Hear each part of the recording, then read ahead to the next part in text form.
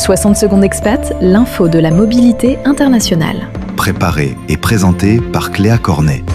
C'est un fiasco diplomatique et sportif qui survient aux États-Unis. À l'aube de cette Coupe du Monde, on fait le point. Sur le plan des officiels, l'arbitre international somalien Omar Hartan a été refoulé du territoire après avoir été retenu dès son arrivée à Miami et interrogé pendant 11 heures. La Somalie est l'un des pays concernés par les restrictions d'entrée aux États-Unis. La FIFA, de son côté, a confirmé qu'elle n'interviendrait pas dans les procédures d'immigration souveraine du pays hôte.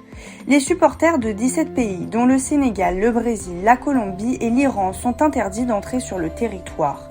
Quant aux joueurs, ils ont obtenu un visa à durée strictement limitée.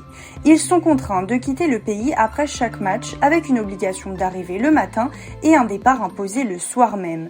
Par exemple, pour la délégation iranienne, les joueurs ne peuvent pas rester plus d'une journée consécutive sur le territoire. La solution ? Ils devront séjourner à Tijuana, au Mexique, et parcourir près de 500 km aller-retour pour disputer leurs deux premiers matchs à Los Angeles. L'attaquant irakien Ayman Hussein a été retenu, lui, 7 heures à l'aéroport de Chicago pour une inspection de ses données personnelles, tandis que le photographe officiel de sa sélection a vu son visa refusé.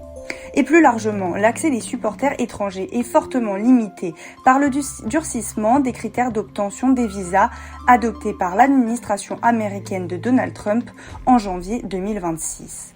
Et pour suivre cette Coupe du Monde, rendez-vous dans l'émission Sport Expat, diffusée pendant toute la Coupe du Monde sur la radio des Français dans le monde et disponible en podcast sur fdlm.fr.